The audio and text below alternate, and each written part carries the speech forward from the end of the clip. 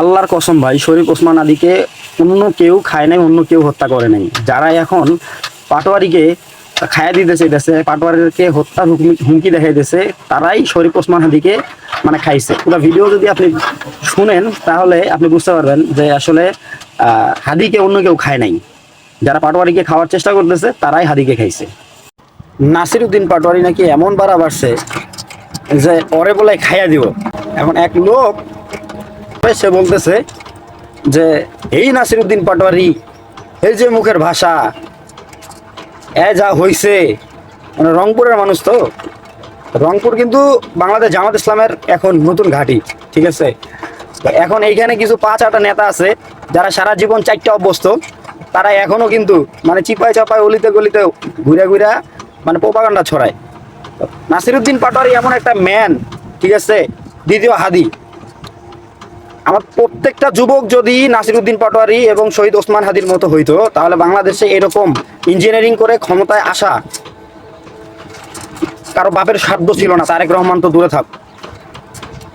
প্রত্যেকটা যুবককে, প্রত্যেকটা ইয়াংস্টারকে, প্রত্যেকটা নতুন প্রজন্মের যারা আছি তরুণ সমাজ, সবাইকেই মানে একটা ওসমান হাদি হইতে হবে, এক একটা নাসিরউদ্দিন পাটোয়ারি হইতে হবে।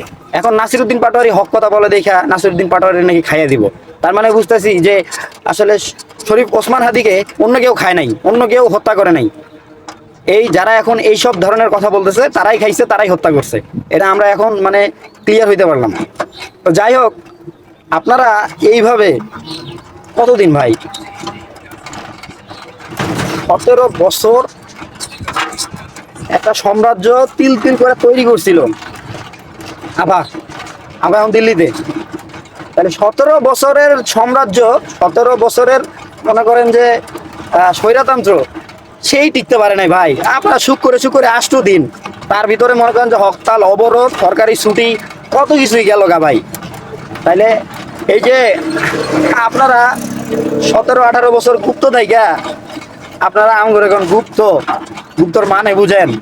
হ্যাঁ, এখন এই যে আমি ভিডিওটা করলাম, আপলোড করব, আপলোড করার পরে কিছু মনে করেন অ্যাক্সিডেন্টলি যাকে জন্ম হয়েছে, এরা কিন্তু ভাই অ্যাক্সিডেন্টলি জন্ম লইছে, এরা ইয়া হাহা দিব, মাঝে মাঝে মন্তব্য করব, ঠিক আছে। কোনো লাভ নাই ভাইয়া, বুঝছো? পাবলিক এখন বুঝে গেছে গা। পারসন তোমরা যে আসলে অ্যাক্সিডেন্টলি জন্ম, এটা মানুষ বুঝে গেছে, বুঝো নাই? আরে হাদির মতো জীবন দিতে রাজি আছি, মাগার হক কথা বন্ধ করতে রাজি নাই, ঠিক আছে। জীবন একটা, মরতে হইব একবারই, ওই মাথা একটাই, জবান একটাই, মাগার কাটাচাটি রাজনীতির ভিত্তে আমরা নাই, ঠিক আছে। ভালো থাকেন, আর সবাই ওসমান হাদি হইয়া দুনিয়াতে বাঁচার চেষ্টা করেন। কুত্তাশিয়াল হইয়া দুনিয়াতে বাচ্চা কোনো লাভ নাই। ওই সারা জীবন মানুষের চারটেই যেতে হইব, বুঝতে পারছেন? ভালো থাকেন, আসসালামু আলাইকুম।